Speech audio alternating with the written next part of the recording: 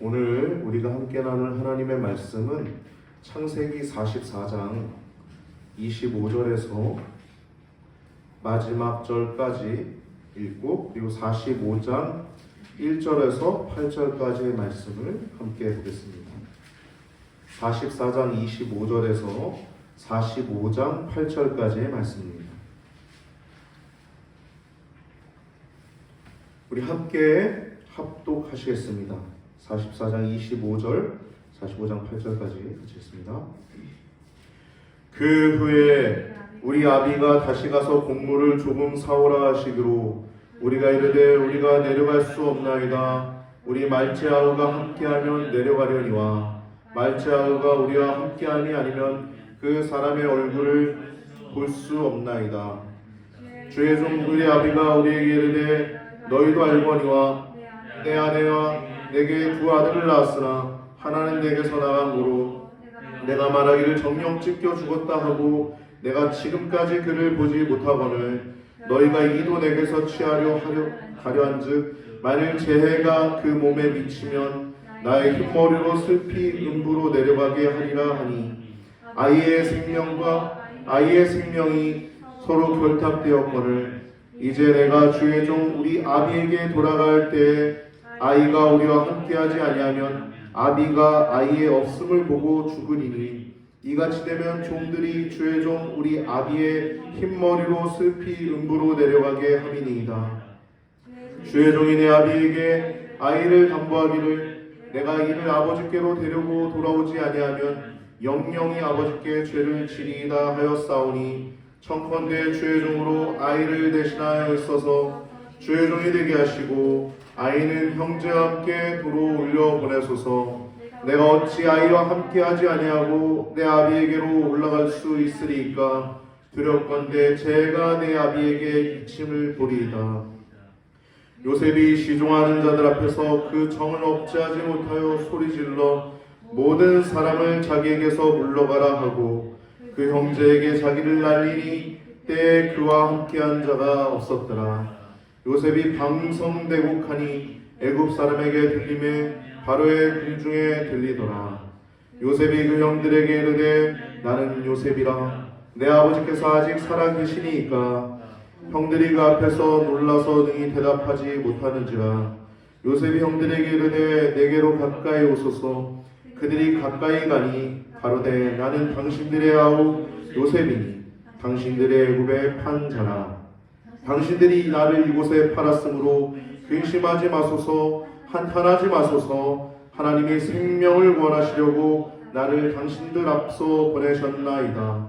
이 땅에 2년 동안 흉년이 들었으나 아직 5년은 기경도 못하고 추수도 못할지라. 하나님이 큰 구원으로 당신들의 생명을 보존하고 당신들의 후손을 세상에 두시려고 나를 당신들 앞서 보내셨나니 그런즉 나를 이리로 보낸 자는 당신들이 아니요 하나님이시라.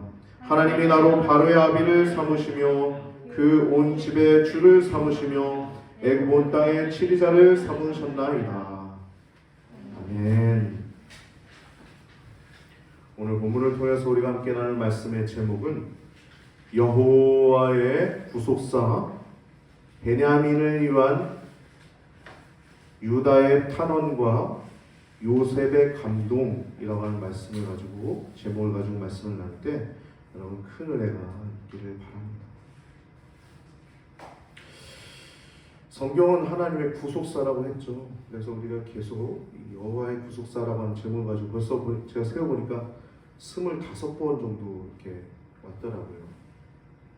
이 성경은 하나님의 구속사를 기록한 책입니다. 구속사. 오늘 본문은 하나님의 백성 이스라엘이 이제 애국으로 이주하는 과정을 그리는 가운데서 가장 클라이막스예요. 가장 클라이막스. 크게 보면 이스라엘을 향한 하나님의 어떤 계획이지만 작은 숲을 보면 이제 요셉을 통한 구속.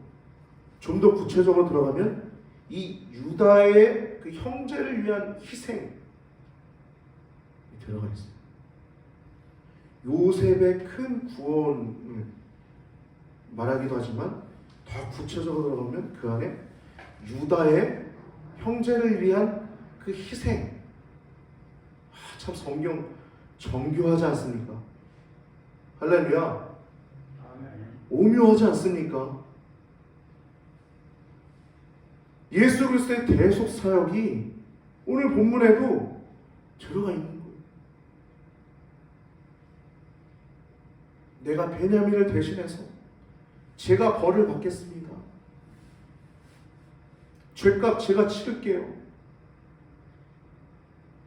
라고 하는 거예요. 할렐루야. 여러분, 우리 예수 그리스도를 믿는 우리들도요, 죄값 제가 치르겠어요라고 하는 자세가 우리 안에 늘 있어야 합니다. 남편을 위해서, 아내를 위해서, 자녀를 위해서, 이웃을 위해서. 좀 무서운 소리를 해서 좀 죄송하지만 좀 비슷한, 적절할 것 같아서 흉내를 낼게요. 한때 좀 유명했던 김지민 그 개그우먼이 그랬잖아요. 느낌 아니까. 그러면서 그거 제가 할게요. 느낌 아니까 그러잖아요. 죄값 제가 치를게요. 느낌 아니까. 이게 바로 성도이에요. 할렐루야. 내가 죄를 사함 받았으면 반드시 형제를 위해서, 또 부부간에, 부모간에, 이웃간에 그 죄값 제가 치를게요 라고 하는 굳은 결심과 끊임없는 인내와 눈물의 기도가 있는 자들이 누구예요? 성도입니다. 성도. 할렐루야. 오늘 본문 이제 43장부터 45장 앞부분까지 좀 다루려고 하는데요, 간단합니다. 43장은 베냐민을 데려오라는 그 가운데서 유다와 그 야곱 간의 그 대화 가운데 유다가 설득하는 내용이에요. 그게 43장이에요. 그래서 베냐민을 데리고 옵니다. 그리고 44장은 이제 형들을 테스트하는 겁니다. 보세요. 이번엔 두 번째 테스트인데 은잔 테스트죠. 은잔. 거기 베냐민에게 그 은잔을 숨겨두고 베냐민을 종으로 가둬두겠다. 그때 이제 유다가 이 사람은 안 됩니다. 차라리 저를 종으로 두십시오. 이 부분이 가장 클라이막스입니다. 클라이막스. 45장은 이제 그 일을 본 이제 요셉이 방성대곡하는 내용입니다. 이 요셉 이야기의 이 클라이막스는 36장부터 시작되는 50장까지 이제 기록되어 있는 한 16장입니까? 이렇게 크게 기록되어 있는 이 요셉의 길어긴 이야기 가운데 가장 클라이막스는 바로 이 부분입니다. 17세에 팔려가서 10년 동안, 그리고 3년 동안, 그리고 총리가 돼. 그때도 클라이막스 아닙니다. 7년 풍년, 그리고 2년 흉년, 그리고 지금 그 팔린 지 22년 만에 나이 39세의 요셉이 이때 형들과 하나 되는 이 장면이 바로 클라이막스예요. 클라이막스. 43장을 보면요, 베냐민을 두고서 아버지와 아들들이 줄다리기를 해요. 줄다리기를. 이유가 뭡니까? 요셉이 데리고 오라니까. 구체적으로 형들 중에 리더는 유다입니다. 유다. 이분의 어떤 성실함, 진실함, 성품 혹은 그런 것들이 가장 뛰어났던 것 같아요. 뭐 일만 잘한다고 뭐 리더가 될 수는 없죠. 진실한 자가 리더가 되는 거예요. 유다는 뛰어난 언변의 소유자였어요. 뛰어난 언변에. 진실된 언변가였어요. 여러분, 뛰어난 언변가는요, 말을 뭐 이렇게 저렇게 부슬려서 잘하는 게 뛰어난 언변가가 아닙니다. 뛰어난 언변가는요, 진실한 자가 뛰어난 줄 믿습니다. 할렐루야. 유다는요, 진실한 사람이었어요. 그는 요셉을 팔 때, 그때도 유다의 말을 듣고 요셉을 팔게 되죠. 야, 죽이지 말자. 그냥 팔자. 그때 결정적인 역할을 했던 것도 유다예요. 그로 인해서 유다는 큰 죄책감을 가지고 그 38장에 아들들의 이름이 담겨져 있다고 우리가 유다 이야기를 나눌 때 나누지 않습니까? 유다는 굉장히 큰 죄책감을 이미 갖고 있었던 사람이에요. 그래서 43장에 아버지를 설득할 때도 유다의 말을 듣고는 아버지가 허락을 합니다. 아버지. 여러분, 진실함은 가장 큰 무기인 줄 기억하시기 바랍니다. 할렐루야. 무기일 뿐만 아니라 우리의 복입니다. 복. 할렐루야. 여러분, 진실함을 빼놓고 복을 받을 수 없어요. 성도에게 가장 큰 복은 진실함, 거룩함입니다. 여러분, 목사님이 돼가지고 무슨 복이 있겠어요? 다른 거 없어요? 다 남는 거 없어요. 재산이 남습니까? 뭐가 남습니까? 목사가 남는 건요, 거룩함만 남는 것입니다. 할렐루야. 성도도 똑같은 거예요. 성도가 남는 게 뭡니까? 거룩함만 남는 겁니다. 하나님과 교제하고 하나님 안에 살면서 하나님 안에 있으면서 영혼이 빛나기 때문에 빛과 소금이 자연스럽게 되는 거예요. 유다의 말을 듣고 아버지가 허락을 해요. 그게 진실한 말을 느낄 수 있죠. 그리고 세 번째, 요셉이 앞에서, 애굽의 최고의 통치자 앞에서 유다는 진실된 말을 하고 또 자신을 희생함을 통해서 합격, 방성되고 그러죠. 요셉 드디어 그 테스트가 합격되고 형제가 하나 되는 모습을 보게 됩니다. 43장 8절에서 10절 말씀 보면 8절에 베냐민을 데리고 가야 합니다 라고 말합니다. 43장 8절, 그 아이를 데려가야지 우리가 갈 수 있습니다. 그래 우리도 살고 아버지도 살고 우리 자녀들도 살 수 있어요. 이렇게 얘기하는 거예요. 그러면서 9절에 이렇게 얘기합니다. 내가 그의 몸을 담보하리니. 이게 보증한다는 거예요. 전당 잡히다는 거예요. 내 목숨까지도 내놓겠다는 겁니다. 아버지, 제가 그의 몸을 담보하겠습니다. 제가 책임지겠습니다.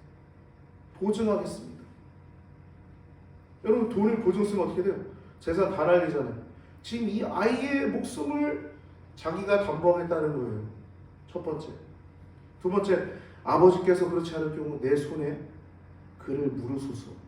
세 번째, 내가 만일 그를 아버지 앞에 두지 않으면 내가 영원히 죄를 지리이다. 이거 직역하면요, 여기 당신에게라고 하는 이 레카라고 하는 단어가 빠져 있습니다. 번역에 당신에게라고 하는 뜻이 빠져 있어요. 내가 영원히 죄를 지리이다. 이거는요, 내가 당신에게 그 모든 날 동안에 죄가 있을 것입니다. 당신에게라고 하는 단어가 있어요. 아버지에게. 즉 베냐민에게 문제가 생기면 내가 책임지겠습니다. 이 비장한 각오가 그 안에 들어가 있는 거예요. 점점 강도를 더해가는 유다의 발언을 통해서 아버지 야곱이 마음이 움직입니다. 그래서 즉시 가라 라고 얘기해요. 이것은 평소에도 유다가 성실하고 또 진실했음을 누구보다 더 잘 아는 아버지의 마음 때문에 허락이 될 수 있었던 것이죠. 43장 13절에서 14절까지 아버지가 허락하고 수락합니다. 그러면서 13절 14절 말씀 보면은 내 아우도 데리고 떠나 다시 그 사람에게 가라. 즉시 가라는 거예요. 허락을 해도 이제 그러면서 이제 전능하신 하나님께서 그 사람 앞에서 너희에게 은혜를 베푸사 그 사람으로 너희 다른 형제와 베냐민을 돌려보내시기를 원하노라. 내가 자식을 잃게 되면 이르리로다. 내가 죽으면 죽으리라. 그런 마음을 하는 겁니다. 이 전능하신 하나님께서라고 하는 단어는 자신이 베델에서 하나님을 만났을 때도 그 전능하신 하나님이라고 하는 단어를 썼죠. 그 베델로 다시 돌아왔을 때 창세기 35장 11절에 이제 순서지에 기록해놨습니다. 하나님이 그에게 이르시되 나는 전능한 하나님이라 생육 번성하라. 국민과 많은 국민이 내게서 나오고 왕들이 내 허리에서 나오리라. 즉 야곱은 지금 자기에게 주신 그 말씀이 지금 비록 요셉을 잃은 것 같지만 하나님이 나를 통해서 많은 국민을 나오게 하겠다 말씀하신 그 전능하신 하나님을 믿는 거예요. 아직 난 몰라. 요셉이 죽은 것 같아. 죽은 줄 알았죠 실제. 그런데 베냐민을 보내도 베냐민까지 이러면 난 못 살 것 같아. 이런 상황인 거예요. 라헬도 잃었고 사랑하는 요셉마저 잃었는데 이 베냐민까지 잃어버리면 나는 무슨 낙으로 내가 살아? 나는 죽을 거야.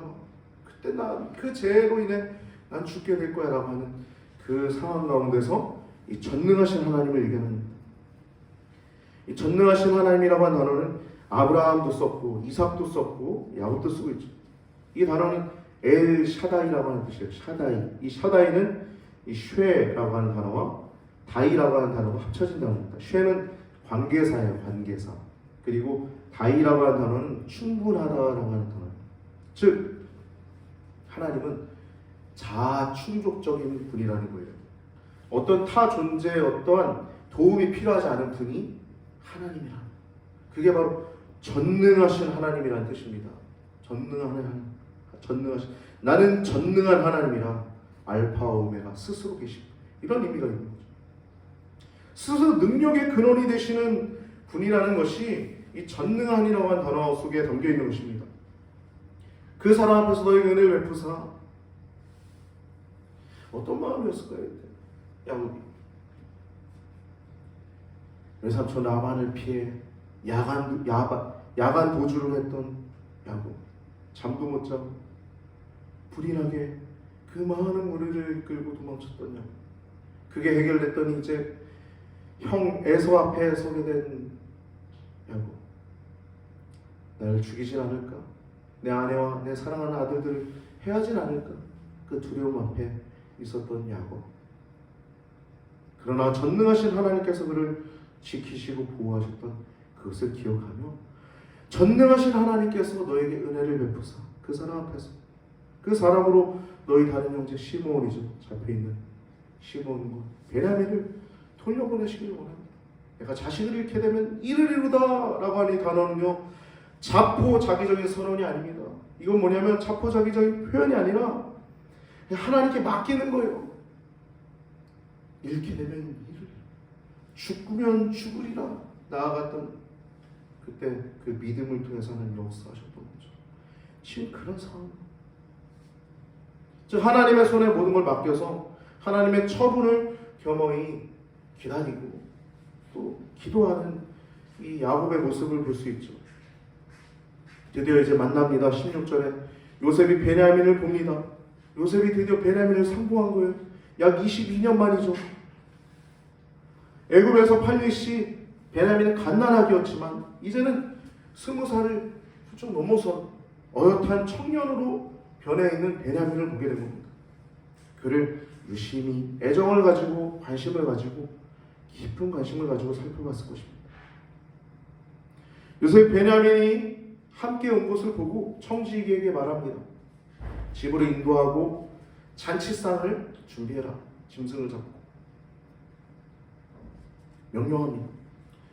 이 청지기는 뭐 예전에 요셉이 했던 가정총무 같은 거죠. 오른팔과 같은 종. 말하면 그대로 다 행할 수 있는 사람. 이 청지기의 일들을 보면 요셉의 일을 찬찬하게 그 테스트를 처리하는 모습을 보게 되죠. 1차 테스트 때도 그랬고 지금 2차 때도 그대로 요셉의 마음을 전달하는 것을 볼 수 있습니다. 18절부터 22절까지 보면 이 집으로 인도되는 형들의 모습이 나오는데 두려워하는 거예요. 죄 지으면 두렵죠. 여전히 두려운 거예요. 23절 말씀 보면 이들을 향해서 청지기가 말합니다. 안심하라. 두려워 말라. 이 자루 안의 재물은 이 재물을 이제 먼저 얘기하는 거죠. 고백하는 거죠. 그건 재물이 있더이다. 그대로 다 잘 안에 있습니다. 두려워서 막 얘기하니까 그 재물은 하나님이 너에게 주신 것이다 라고 이렇게 얘기합니다. 그리고 시므온을 이끌어내고 마음이 좀 많이 풀렸겠죠. 갇혀있던 시므온을 이끌어내고 집으로 인도해서 발을시킵니다. 26절을 보면 요셉의 집에서 요셉을 기다리다가 이제 예물을 정돈하고 그 예물을 드리고 절을 합니다. 그리고 요셉이 야곱의 안부를 물어요. 아버지, 너희 아버지 그 노인이 안녕하시냐? 지금까지 생존하시냐? 라고 이렇게 물어요. 여러분, 요셉은 살아계신지 안 계신지 모를까요? 분명히 알았을 것입니다. 왜냐? 직관적으로 알았을 거예요.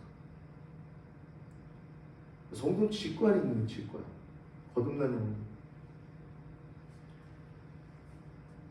가장 큰 관심사는 그래도 아버지의 건강 여부였을 것입니다. 그래서 물어본 거예요. 28절에 그 대답을 한 후에 머리를 숙여 절합니다. 감사합니다. 이런 표현이죠.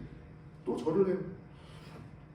그리고 요셉이 이번에 동생 아우 베냐민을 보면서 내가 너희가 내게 말한 그 작은 동생이 있냐라고 물어요. 그러고서 또 얘기합니다. 소자여, 하나님이 내게 은혜 베푸시기를 원하노라 라고 얘기합니다.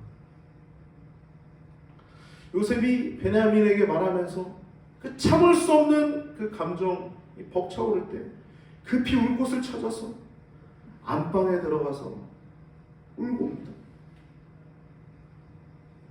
요셉은 3번 울죠. 첫 번째 테스트 때 형들의 대화를 들으면서 울고, 2번째 베냐민을 만나면 울고, 3번째는 방송되고 오늘 45장. 이제 식사를 잘 마치고 44장에 2차 테스트를 해요. 은잔이죠. 자루 안에다가 돈을 다 넣어놓고, 본격적인 테스트는 은잔인 거예요. 은잔을 베냐민의 자루 안에다가 넣어둡니다. 베냐민의 자루 안에다가 넣어둬요. 청지기가 요셉이 시킨 대로 다 하고서는 이제 쫓아가서 요셉의 말을 그대로 전합니다. 4절부터 5절 44장. 너희가 어찌하여 악으로 선을 갚느냐? 이것은 내 주인이 가지고 늘 점치는데 마시고 늘 점치는데 쓰는 것이 아니냐. 너희가 이같이 하니 악하도다. 여러분, 무서운 겁니다. 예전에 도둑, 예전에 정탐꾼으로 오해받았었는데 이제는 애굽의 최고 치리자 요셉의 소중한 물건을 같이 마실 때 보였던 요셉이 쓰던 은잔, 요셉의 은잔을 잃어버린 거예요.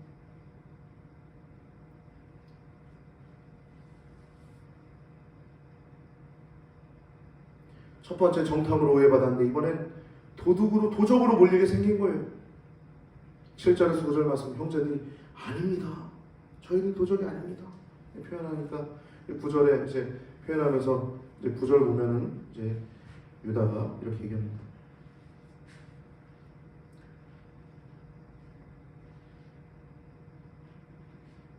유다가 아니라 다 같이 얘기하는 거죠. 형제들이 9절에 종들 중에서 네게서 발견되었든지 그는 죽을 것이요 우리는 주의 종이 되겠나이다. 은자 발견된 자는 죽이셔도 됩니다. 그리고 우리는 종이 되겠습니다. 우리들은 이렇게 얘기를 하는 거예요. 그러니까 이 청지기가 이렇게 얘기를 합니다. 네게서 발견되든지 그만 우리의 종이 되고 너희는 자유하리라.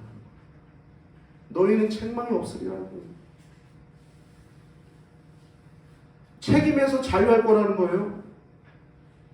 그러고서 11절부터 13절 말씀 한 명 한 명 찾아보니까 은잔이 베냐민의 자루에서 발견이 됩니다. 베냐민, 그 문제의 베냐민, 이 베냐민을 통해서 전개되고 있지 않습니까?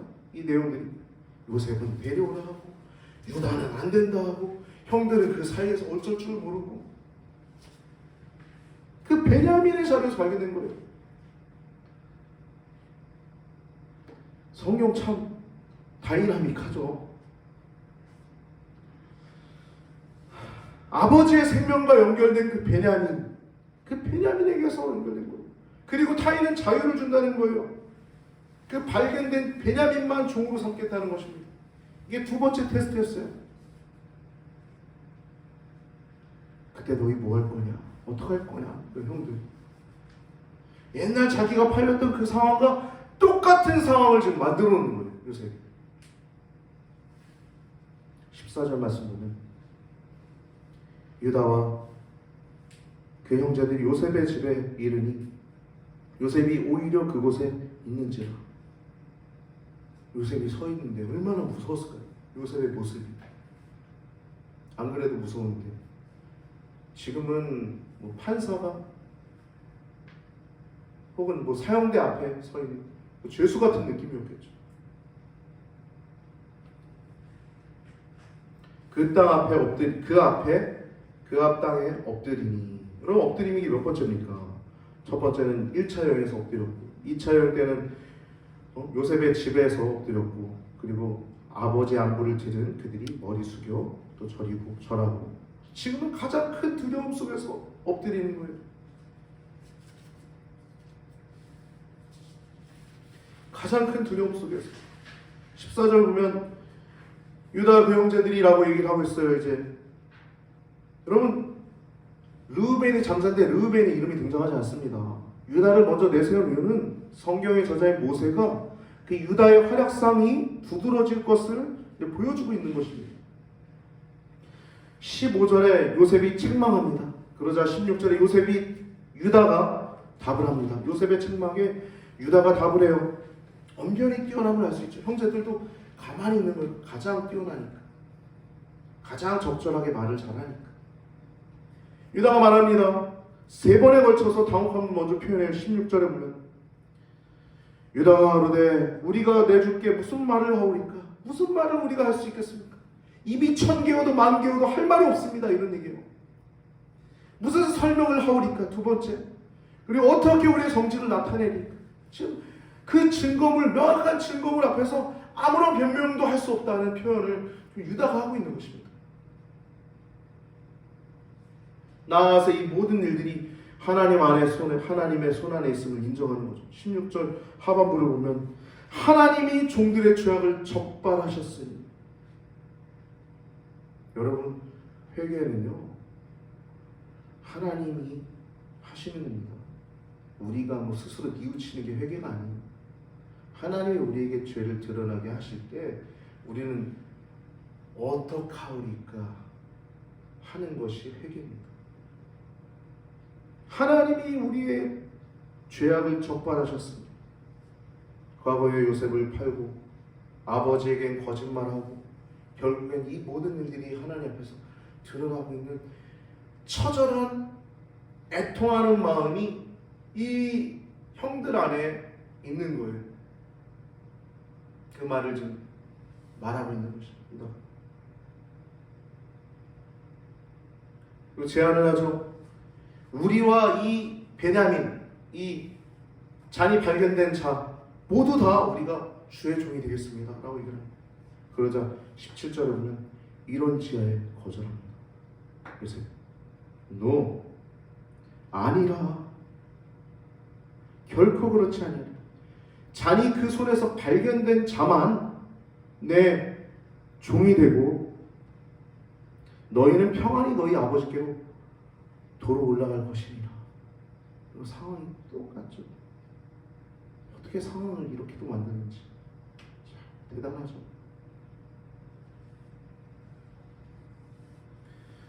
그래서 이제 시작되는 것이 유다의 탄원이에요. 이 성경은 지금 길게 유다의 탄원을 얘기하고 있어요.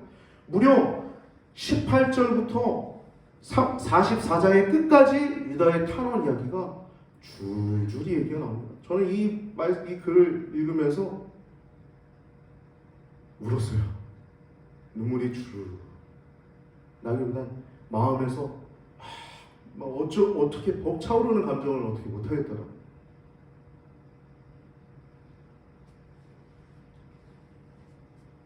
유다가 가까이 가서 두려운 마음을 겸손히 말합니다. 그러면서 가정사를 얘기하는 거예요.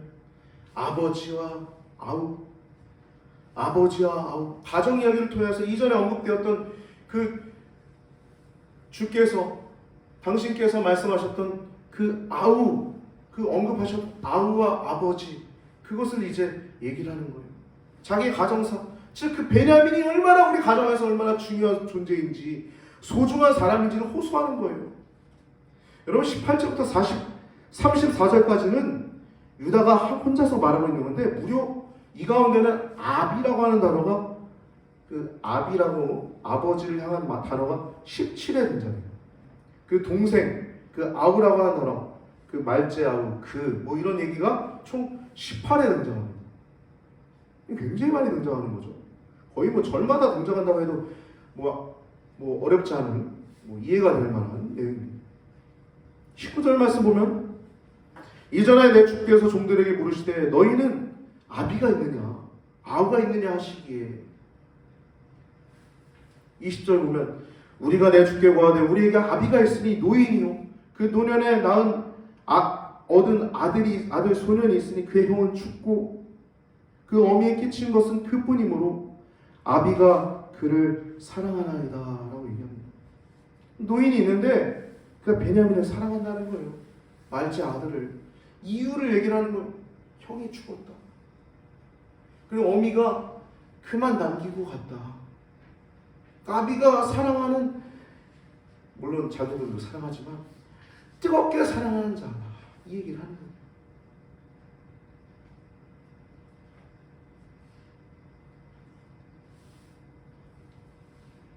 그리고 요셉이 말제 아우를 데리고 라는 그 말을 이제 얘기하면서 지나간 얘기들 하는 거죠. 시몬을 두고서 잡아놓고서 말제 아우 데리고 와야지 네가 볼 수 있다. 이 얘기를 집에 가서 쭉 얘기하는 얘기를 하는 거예요. 집에 돌아와서 있다가 곡물을 또 사러 가야 하기에 아버지에게 또다시 말제 아우 없이는 베냐민 없이 못 갑니다. 사정을 설명하는 내용이 쭉 나오고 있는 거예요. 아버지 야곱이 말합니다. 27절에서 29절 주의 종 우리 아비가 우리에게 이르되 너희도 알거니와 내 아내가 내게 두 아들을 낳았으나 하나는 내게서 나간 고로 내가 말하기를 정녕 찢겨 죽었다 하고 내가 지금까지 그를 보지 못하고는 너희가 이로 내게서 취하여 가려 한즉 만일 재해가 그 몸에 미치면 나의 흰머리로 슬피 음부로 내려가게 하리라 하니. 재해라고 하는 단어는요, 불행한 사고를 의미해요. 이 재해에 대한 두려움이 있는 거예요. 사랑하는 라헬을 잃었잖아요. 사고로 베냐민을 낳다 라헬도 잃었는데 요셉 정말 뜨겁게 사랑했지 않습니까? 채세고 그러면 안 되는데 그렇게 사랑했는데 요셉마저 사고로 지금 짐승에게 찢겨 죽었다. 그 죄 이제 베냐민마저도 잃어버리면 나는 죽을 거야 라고 하는 얘기가 지금 나오고 있는 거죠. 나의 흰머리로 슬피 울며 슬피 음부로 내려가게 하리라. 죽게 될 거라는 의미예요. 죽게 될.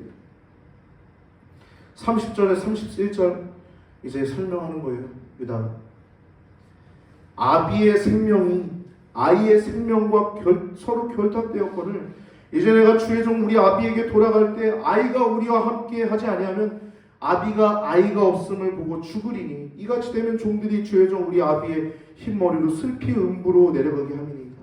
아버지가 죽게 될 겁니다. 지금 당신 애국 총리 주님의 뜻대로 되면 아버지 죽을 거예요. 이 얘기를 하는 거예요. 그러면서 이제 자기 얘기를 하는 겁니다. 자기가 아버지 야곱에게 한 맹세를 얘기하는 겁니다. 32절에 주의 종이 내 아비에게 아이를 담보하기를 내가 이를 아버지께로 데리고 돌아오지 않으면 영영이 아버지께 죄를 지이다 하였사오니 아이를 대신해서 주의 종으로 종이 되게 해달라는 얘기를 하기 전에 이 얘기를 하는 거예요. 맹세 얘기를. 베냐민의 생사 문제, 거기 담보를 제가 했습니다. 제가 거기에 생명을 걸었습니다. 목숨을 걸었어요. 담보했어요. 이 얘기를 하면서 이제 33절에 청컨대 주의 종으로 아이를 대신하여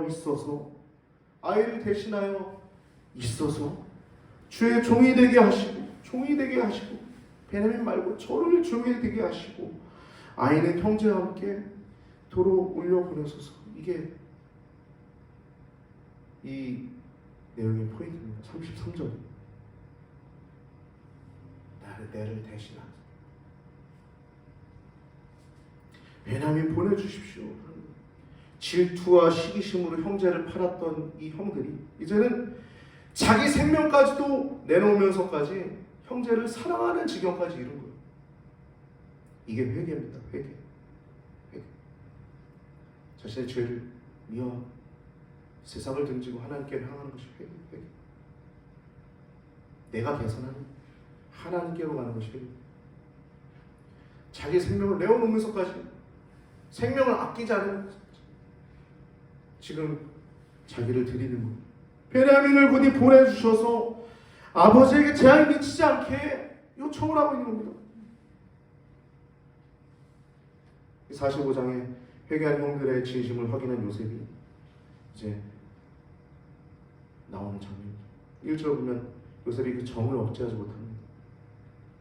지금 가장 극적인 순간이 총리가 되었을 때, 결혼했을 때, 자녀 낳았을 때보다 지금이 가장 감격스러운 순간입니다. 그동안에 쌓아뒀던 모든 감정들이, 그 원망과 그 사랑의 그 모든 여러 가지 감정들이 한꺼번에 폭발하는 장면입니다. 2절 말씀 보면 요셉이 방성대곡했다라고 얘기해요. 이 펑펑 울었다는 거예요. 소리치며 울었다는 거예요. 이 얼마나 컸는지 애굽 사람들이 듣고 바로의 군까지 그 소식이 빠르게 전파됨을 성경은 말하고 있어요.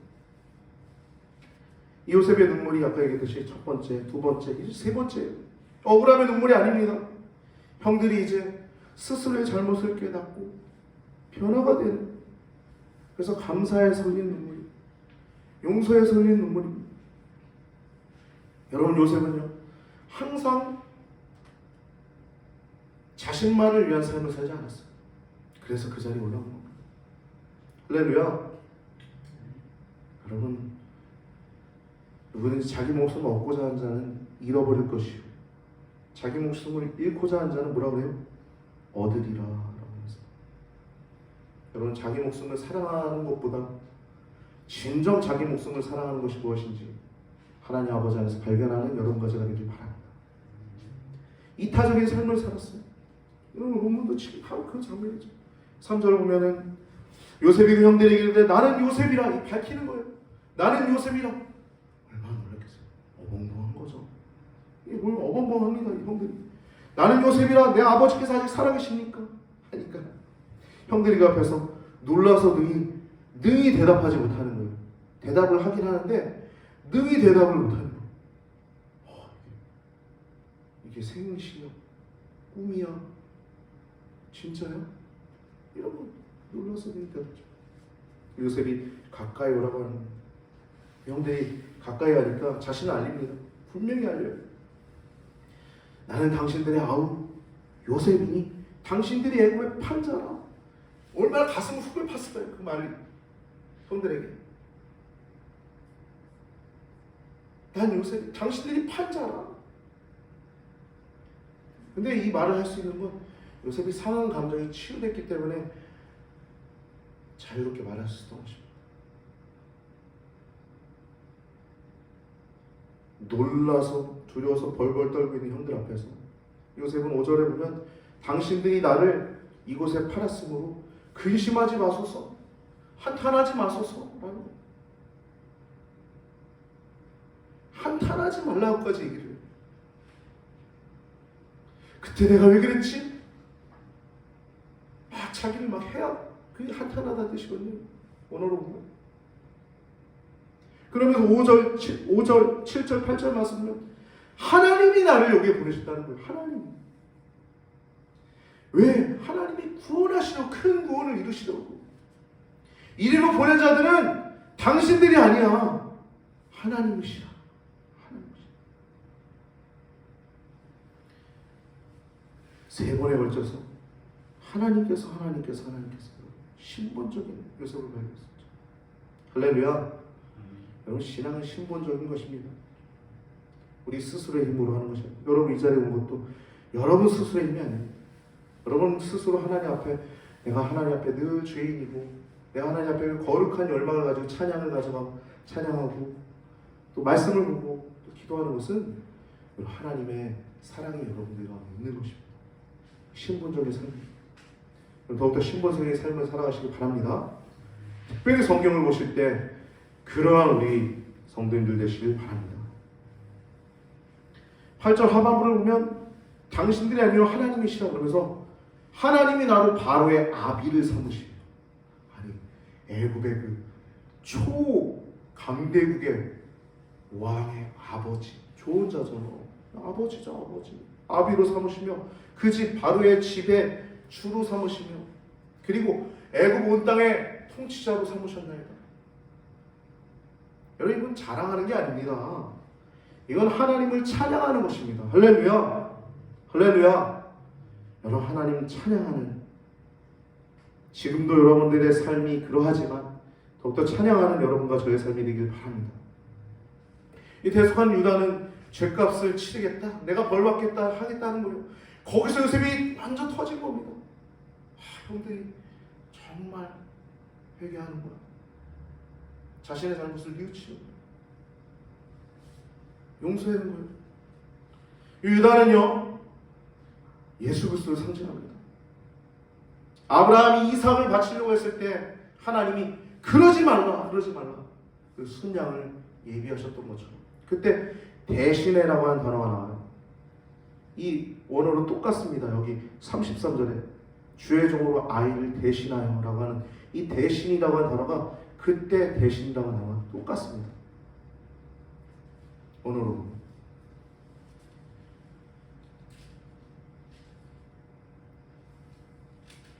이삭을 대신해서 순양을 준비하셨던 하나님, 베냐민을 대신해서 자신을 드리고자 했던 유다, 그리고 우리의 죄값을 대신해서 인간의 몸을 입고 천국 복음을 전파하시고 모든 약한 자들, 심지어 죽은 자들까지 치료하시다가 살리시다. 십자가에서 모든 사명을 감당하신 분이 우리 구주 예수 그리스도십니다. 유다는 뛰어난 언변의 소유자지만 진실했습니다. 여러분, 회개는요, 하나님께로 돌아오는 것이 회개입니다. 44장 16절은 죄를 적발하는 거예요. 하나님이 죄를 적발하셨으므로.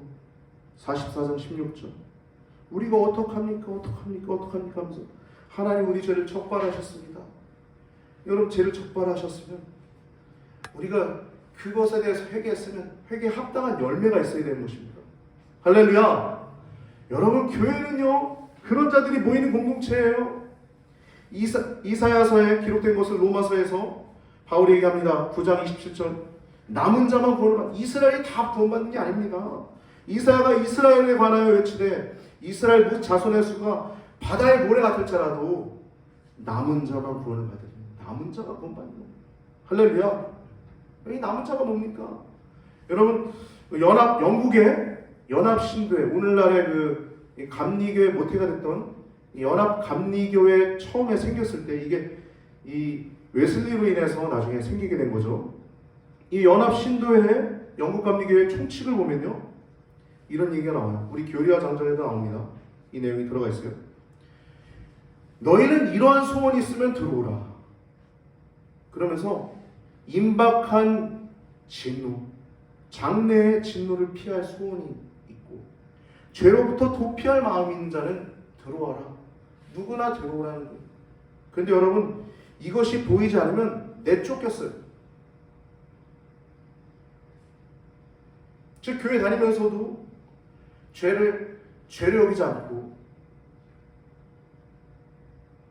보란듯이 사기치고 보란듯이 계집질하고 보란듯이 도둑질하고 보란듯이 외상하고 외상값 갚지 않고 그런 자들은 내쫓겼습니다. 여러분, 우리 교회가 지금 그런 교회가 되어야 될 줄 믿습니다. 할렐루야. 여러분, 우리 교회는요, 그런 교회를 만들고자 합니다. 할렐루야. 천국 가야 되잖아요. 이 교회 뭐 나오고 안 나오는 게 중요한 게 아니라 천국 가야 되잖아요. 여러분과 제가 또 하나님 안에서 임박한 진노를 피하고자 하고 죄로부터 구원받고자 하는 소원이 더 하나님 안에서 있어서 그것을 넘어서서 마태복음 5장에서 7장에 나와 있는 외적인 죄는 이미 극복하고 내적인 죄를 서로 교제했던 그 시대에 그 밴드 속해져. 이 시대가 우리들, 여러분과 제가 거룩해지는, 정말 죄로부터 회개하는, 하나님 안에서 영혼이 깨끗해지는, 그래서 그냥 자연스럽게 빛과 소금이 되어지는 여러분과 제가 되길 바랍니다. 기도드리시겠습니다. 할렐루야. 오늘 베냐민을 위한 유다의 탄원과 요셉의 감동이라고 하는 제목을 가지고 말씀을 나눴습니다. 베냐민 하나의 도구 수단이었을 뿐이었고, 여기서 주인공은 유다였음을 봅니다. 우리 구주 예수 그리스도께서 우리들의 죄를 위해서 자신을 아끼지 아니하시고 보좌 위에서 내려오셔서 인간의 하나가 될 뿐만 아니라 십자가에서 죽으신 예수 그리스도를 찬양합니다. 하나님 그 은혜로 말미암아 우리가 교회로 모였사오니 하나님, 이 시대 가운데 저희들이 하나님 아버지 안에서 더욱더 뜨거운 마음으로 믿음을 굳게 하고 확실하게 택하심을 확실하게 하는 성도들 되게 하여 주시옵소서. 영원히 더욱더 하나님 아버지 안에서 빛나게 하시고 더욱더 거룩해지는 우리 귀한 성도님들로 삼아 주시옵소서. 한 주간도 주님의 은혜 가운데 하나님을 찬양하고 또 삶 가운데서 어려움도 있지만 그 가운데서도 견뎌내고 인내하게 하심을 감사드립니다. 그러나 때때로 넘어질 때도 있었습니다. 그러나 아버지 하나님, 일어날 때 언제나 변함없이 저희들을 도닥여 주시고 그래 괜찮아 라고 안아주신 아버지 하나님 사랑 안에 더욱더 녹아지게 하시니 감사합니다. 하나님, 우리의 삶을 더욱더 하나님 아버지 안에서 녹아지고 더 거룩한 성도로 발돋움 되게 하여 주시옵소서. 드려진 예물을 기도합니다. 각각의 이름대로 잘 쓰여지게 하시고 드려진 예물을 넘어서서 사랑하는 성도님들이 하나님께 예물이 되게 하여 주시옵소서. 한 주간도 주님의 은혜의 장중 가운데 저희들의 발걸음과 모든 가정과 사회 가운데 생활을 축복하고 또한 간구하며 우리를 원하신 예수님의 이름으로 간절히 기도드리옵나이다. 아멘.